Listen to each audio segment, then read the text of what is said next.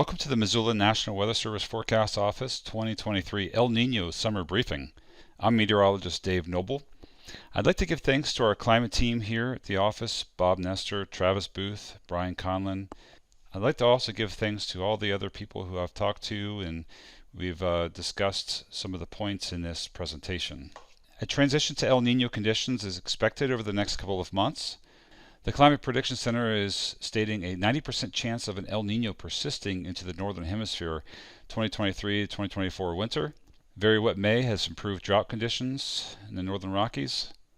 The CPC, ensemble models, climatology all trending toward a wetter June, and this could help delay fire season. CPC forecast also is leaning milder and slightly drier for July through September. Probability for an extremely hot summer is very low, less than 15%. Northern Rockies climate data during transition summers have a hint of increased precipitation chances, especially southwest Montana, as the correlation maps would suggest.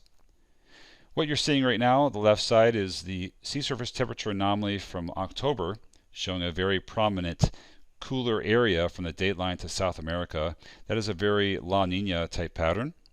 And contrast that with the sea surface temperature anomaly from May 31st, and you can see a warm anomaly from South America all the way extending past the dateline into the western equatorial Pacific, which is probably residual from the La Nina that we've had the last 3 years. Also, look at the northern Pacific. It's warmer than average, and that is also feedback from the La Nina pattern, and that's also a configuration that is called the negative phase of the Pacific Decadal Oscillation, which warmer in the north central Pacific and cooler along the eastern Pacific. Here's the Climate Prediction Center outlook for June, July, August. It's showing 40 to 50% leaning towards warmer than average over the northern Rockies, and up to a 40% leaning towards drier than average north central Idaho into northwest Montana.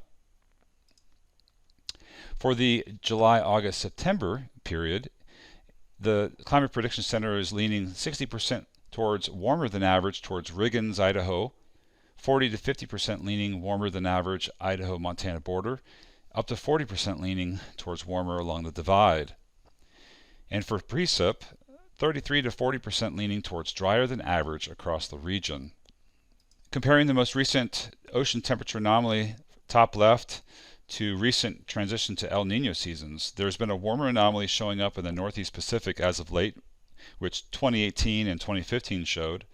The 2015 warm anomaly was also called the blob, but the more scientific term is a marine heat wave, and peaked from 2014 to 2015. Not only did the blob suppress fisheries due to poor nutrients, there's some evidence that it could also enhance our chances for more ridging to occur downstream over the northern Rockies. Not sure if the 2023 warm anomaly will persist or not.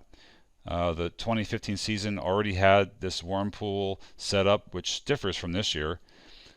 Some of the transition years had a negative PDO, which can be seen clearly in 2023 and 2009. With the warmer waters over the north central Pacific and a ring of cooler water along the west coast.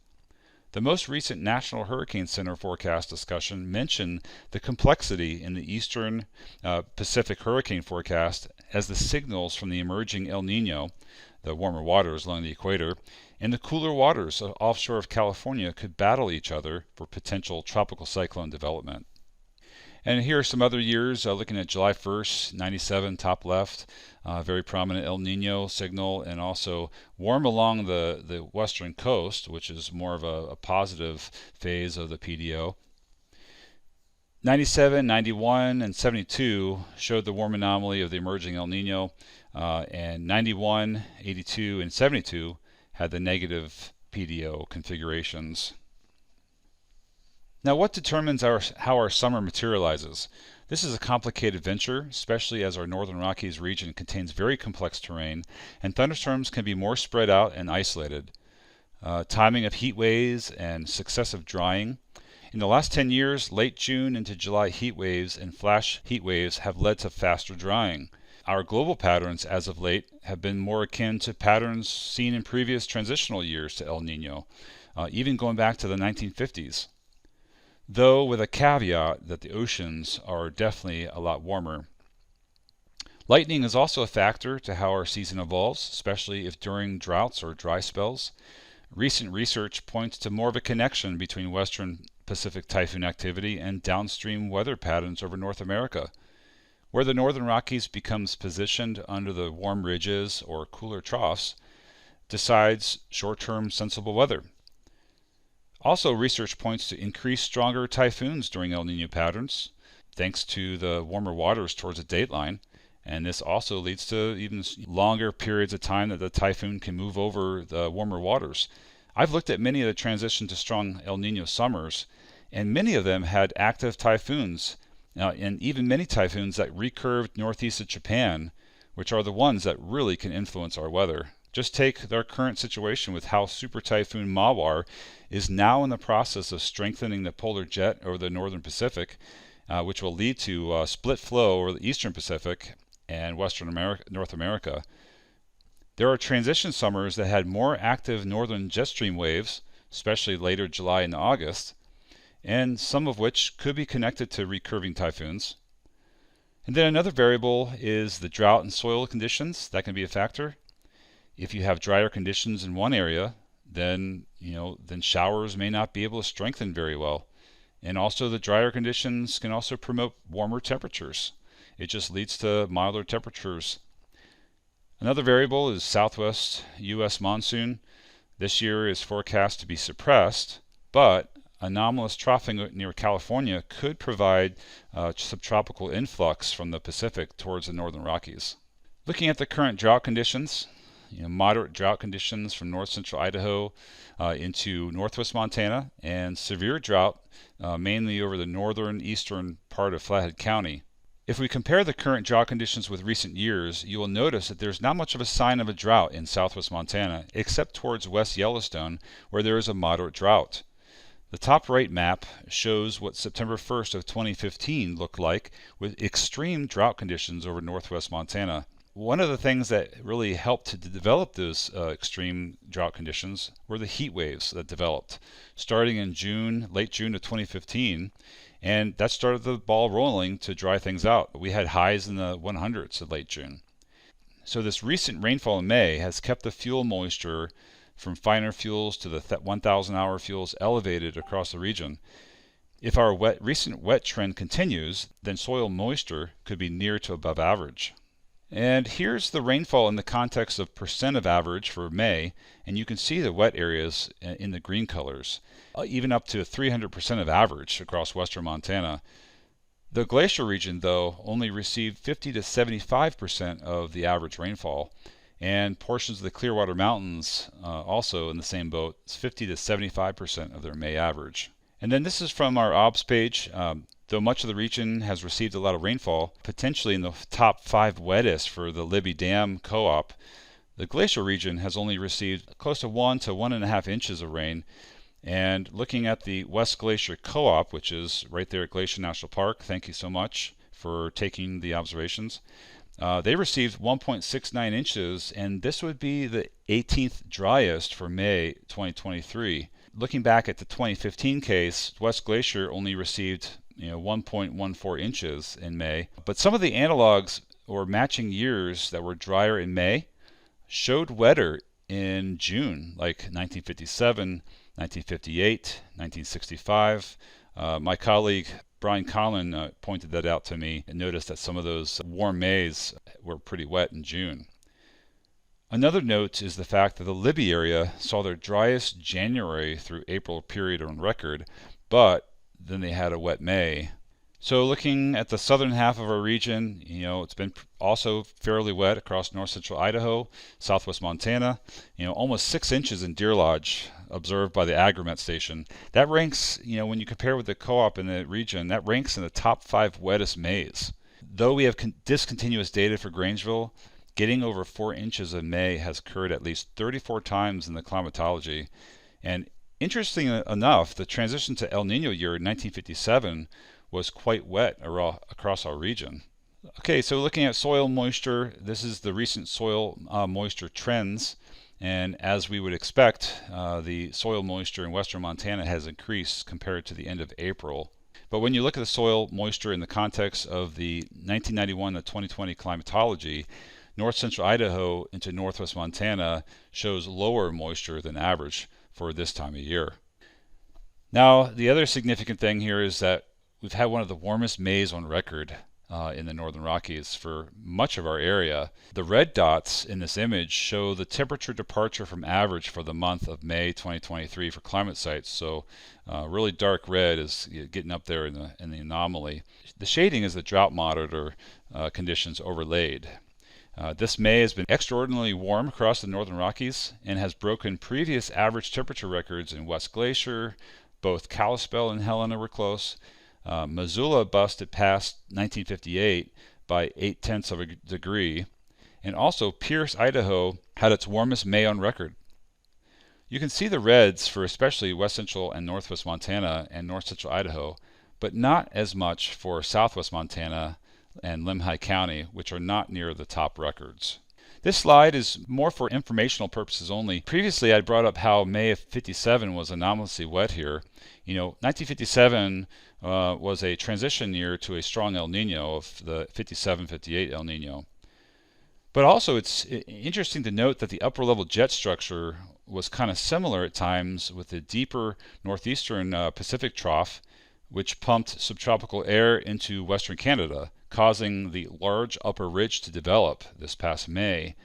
This case on the right side, May 4th of 1957, you can see the large ridge in Canada, and also you can see a cutoff low in the western U.S., very similar to the left side, which was from May 14th of this year. I think one difference with 57 is that the Pacific Ocean was not as warm as it is today. And that's why you see more redder colors on the left side, which implies warmer temperatures over the ocean. And the warmer ocean could also explain why the upper ridge over western North America in 2023 was much more dramatic and warmer. When I browsed through the monthly precipitation anomalies, it was interesting to find that 1957 followed the similar anomaly pattern here in Missoula, since January, and sometimes differing only by a few hundredths. So with the wetter May in mind, you might be thinking, how does June look? The long-range models are showing a splitting Pacific jet pattern in early June. This could lead to ridging over us in Canada, meaning warmer overall, and the potential for increased precipitation, possibly thanks to a cutoff low under the ridge pumping up moisture from the south. This looks kind of like the recent pattern that we had in May. The Climate Prediction Center forecast is showing warmer than average potential and also a 40 to 50% leaning towards wetter across the northern Rockies in June. What's shown here is the GFS ensemble system, and it shows quite a few members with a baggy look to the upper level flow by June 14th. Possible more troughiness in the western U.S. And also it looks like the pattern might be kind of retrograding. The upper trough in the northern Pacific might be retrograding west. That would place the upper ridge more in the northeastern Pacific and potentially putting us in a pattern that could be conducive for cutoff lows. And that's can be seen in a lot of our Junes. For some locations, June is the wettest month of the year, like Missoula and West Glacier. Now for other locations like in Idaho, like Orofino, the wettest time of the year is in the fall, like November. The latest run of the long-range model CFS V2 is forecasting above average temperatures across northwest Montana and near average from Lemhi County southward in southwest Montana. It's also depicting a wetter June across the northern Rockies. So here's a list of transition to El Nino years since 1950. The most recent transition year was 2018, where we had just come out of a single week La Nina winter season. This past season was the third of 3 La Ninas. The 2018-2019 El Nino was only weak in strength, while some of the models for this year predict a moderately strong El Nino by the end of the summer. Other La Nina to El Nino transition years were 2009, 2006, 1976, 1972, and 1965. Even though 1957 and 1951 were not official end of La Ninas, the equatorial Pacific from the dateline eastwards was cooler than average. The 2015 transition year had a stronger El Nino develop later in the year. The stronger El Nino transition years were 2015, 97, 82, 72, and 65, where the Oceanic Nino index reached a value of +2 or greater. I kind of showed the PDO here. That can be a little confusing. I just wanted to show that even some of these transition years and even some of the El Ninos, the PDO phase was negative, even into those areas. Here are the snow water equivalent departures from average during some of the recent transition years. A huge caveat here is that it's difficult to predict how the summer will evolve based on the snowpack alone.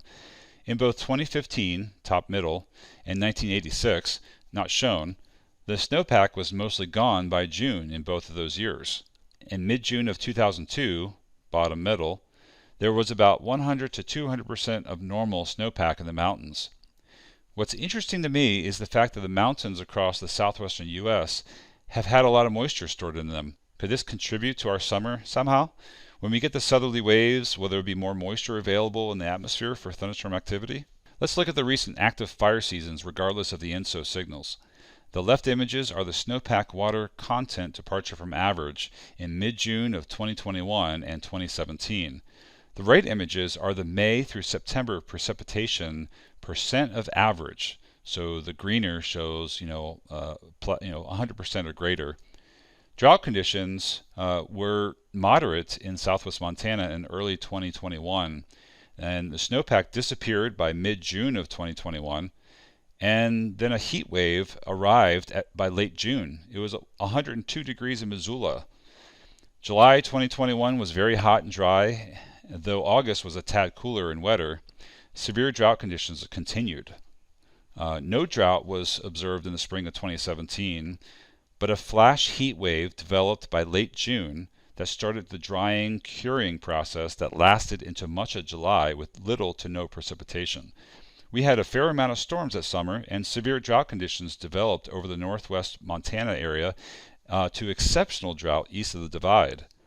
This is a perfect example of how it's impossible to use snowpack or no drought conditions in the spring to predict how the summer will fare with regard to the fire season.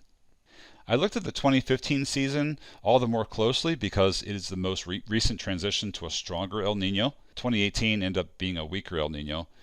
The 2015 snowpack was mostly gone by June, so all the reds up there in the top left. Then a heat wave developed by late in the month of June, possibly induced by thunderstorm activity in the western Pacific. This further typhoon activity led to a stationary low pressure system that sat over the California coast by early August. That low pressure system brought multiple waves and thunderstorm activity to the northern Rockies for like a week and a half, and the subsequent storms and new fire starts, that was basically much of the fire starts for the 2015 season, because the lightning occurred in that period of the drought. Looking at 2012, which is bottom left, it was a fairly wet spring. Even despite that, severe drought conditions developed across southwest Montana by early July, moderate drought in west central Montana by early fall. 2.7 million acres burned in both Montana and Idaho in 2012. In 2007, top right, severe drought conditions had already existed in southwest Montana. June 2007 was warmer and drier. Southwest Montana did get a cutoff system in early June, but then ended up warmer and slightly drier. And July was one of the hottest months on record of 2007 for the region in western Montana, which set the stage for extreme drought conditions by later July into August. 2.1 million acres burned in Montana, 750,000 burned in Idaho in 2007. Just a taste of the forecast, the probabilities for an extremely hot summer are very low this year, only 15% or less. So an extremely hot summer like 2007 is less likely this year, according to the probabilities. So these images look at the correlation between ENSO, which includes El Nino, neutral conditions, and La Nina conditions. The left image looks at the period of 1979 to 2022, while the right image shows the past 20 years to see if there was any change. There is a weekly positive correlation from Lemhi County into southwest Montana for increased precipitation during the El Nino period, July through September period. But some of this correlation could be connected to the seasonal variation. That's where we have our highest amount of thunderstorm activity, or our lightning density, is that southwest Montana region. So the following slides are to show that precipitation can vary from one transition to El Nino May through September period to the next. These images show this period of May through September percent of average of precipitation. So in both 2015, top middle, and 2009, which is in the top right, there was increased precipitation from Lemhi County into southwest Montana. And on the other side of the token, 2018 was drier in northwest Montana and Idaho. Also 2002 in north central Idaho, it was drier. And also 1994 was near to below average in terms of percent. And here are some more months to show you, going back to the 80s, 70s, 60s, and 50s. So this is kind of in chronological order. 1982, top left. 1976, top middle. 68, which is like the left side, middle, and 65, right in the middle, were wetter. While 1972 and 1939 were not as much. And this is going way back. These slides are just for fun and not trying to come up with any sort of hard conclusions.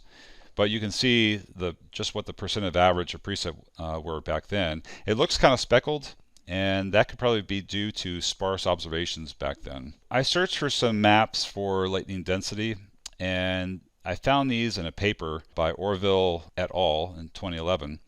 And it kind of shows you, look at the dark blue, southwest Montana, that's where the higher lightning density is for our CWA, the Northern Rockies region. And then the left side shows the lightning density for different years from 2001 to 2009.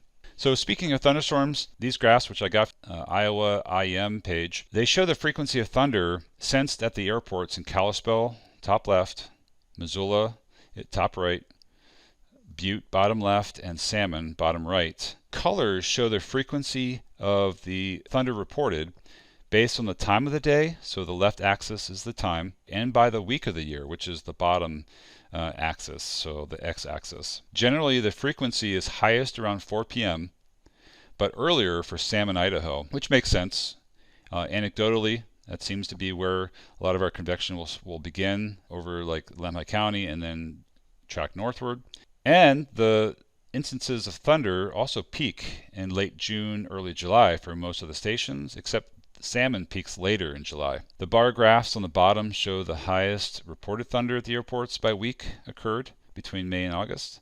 And then the right bar graph shows the count of thunder based off of the time. Looking at the most recent transition to El Nino summers, this graph shows a count of when the Missoula airport sensor, or manual observations by a person prior to 1997, reported a thunderstorm in the vicinity or at the airport. And this is separated by month, so each bar is showing the count per month. This past May has been active, so all the way to the right, and is similar to May 2018. As a side note, 1991, which is right there, kind of left middle, has shown up in the recent analogs, or trying to match the global pattern. So it's interesting that June of 91 showed an increase in thunderstorm reports. 1982 was a transition to a very strong El Nino, and June also had elevated thunderstorm reports at the Missoula airport. This is a similar graph, but for Helena. Similarly, May 2023 has been active, which kind of matches 2018, 2015, and 1994. And as mentioned before, 1991 has been a recent analog for late May, early June of this year to the global patterns. Notice the spike in the amount of hours that Helena reported thunder, close to 40 hours. Okay, looking further to the west, this is Lewiston, Idaho. I apologize, this is a cleaner look than the previous graph, but this was the last graph I made in the succession, and so I was kind of figuring it out. But May 2023 was more active, as you can see in the far right, and was similar to 2015. The other transition years besides 2015 had lower amounts of thunder counts in the summer. The next 8 slides will show probabilities for temperature and precipitation thresholds for 2 distinct climate regions. Region 21, which is in western Montana, see that little map with the purple numbers, and then Region 78 encompasses a lot of north central Idaho but extends southwards. The left map with the red colors show the temperature anomaly of the mid-value of the 3-month temperature outlook distribution for June, July, and August. The right image is the probability distribution. The black line in that distribution is the average line, while the dark red line, or emboldened red line, is the forecast, with the smaller red lines showing the error. For western Montana, the probability for these months to end up in the highest 10% or the hottest is only 11%. So that's a low probability for extreme heat. For above average temperatures, it is 40%, near average is 37%, and below average is 23%. And the probability for these months ending up to being the coolest and the lowest 10% coolest is only 4%. So very low probability for it being a dramatically cool period, June, July, August. Now this is looking at for the Idaho Central Mountains climate region. The probability for these months to end up being in the top 10% hottest is 14%. For above average, 43%. Near average temps, 34%, and below average, 24%. And the probability for it to be in the lowest 10% or the coolest period is only 5%. Now I'm showing you a different 3-month period, July, August, September for western Montana. The probability for these months ending up the warmest 10% is only 10%. So it's pretty low. For above average, 39%, near average, 38%. Below average 24%, and the probability for this period ending up being the coolest, kind of 10%, is only 4%. Now looking at this Idaho Central Mountains climate region, probability for it ending up being the hottest period, this July, August, September period, is 17%. Above average is 48%, near average 33%, and below average is 18%. And the probability for it being the coolest sort of period, or 10%, is only 3%. So really low probability. Now where I'm going to show you like the precipitation anomaly. This shows June through August. It's the precipitation mid-value of the 3-month distribution. So that map over there on the left side. And for western Montana, the probability for these months ending up in the top 10 wettest, or top 10% wettest, is 10%. So, and for the above average, near average, and below average categories, the probability is split at like 33%. So it could go above or below. And only 10% probability for these months ending up being in the lowest 10% driest. For the Idaho Central Mountains, the probability that it will be in the top 10% wettest is only around 9%. Now for above average precip, 32%, near average 35%, and below average 33%. And in the lowest 10%, only a 9% probability. So for the extremely dry summer, the probability is very low. Now here is for July, August, September. It's a different 3-month distribution. For western Montana, Climate Division 21, the probability of the highest 10%, or the wettest 10%, is only close to 8%. 29% probability for above average, 34% for near average, 36% below average, and 11% probability for the lowest 10% of precipitation. If you have any problems understanding these, you can give us a call, contact us, let us know if you have any questions. But when you look on the right side, you see the dark red line. It's actually below the average temperature line, which is the black, implying drier probabilities. And this is for the Idaho Central Mountains. There's a close to 8% probability for like the upper end, like the 10% wettest. So pretty low probability for it to be in a super, super wet period of July through September. 30% probability above average, 35% near average, and 35% probability for below average precipitation. So there's 3 categories in the middle are very split. And only about a 10% probability for a very dry summer, looking at the lowest 10%. So in my attempt to look for correlations in the precipitation, I counted the months when precipitation was above or below the median of the climatology for these stations. I also included ongoing El Niños, assuming that the air-sea connection will become more firm by the summer. It's very interesting that 16 of the Junes in Libby were below average. This is more for informational purposes, so I'm not trying to draw any major conclusions, but there could be some hints that July could be a little bit more active in terms of shower activity, also in August and September. But the drier count becomes more prominent in the kind of yellow colors in the fall months, especially in November. And as my colleague Bob Nestor has found in his research, our winters can be milder and drier overall due to El Nino. And this drier signature shows up here very well. First of all, this is looking at temperatures in transition years for Missoula. Sorry I don't have any other stations, but my point here is not to draw any conclusions, but to show interesting possibilities. If you look in April, look at that. It just the percentages were more near the median and cooler.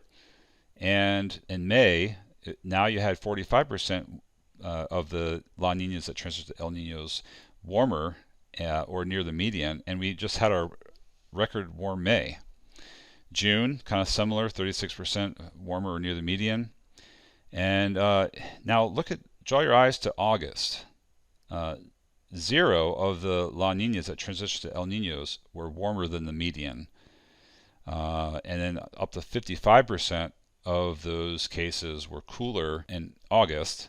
And also it's interesting that a lot of the cases were milder in September and then cooler in October. 55% of the cases were cooler in October.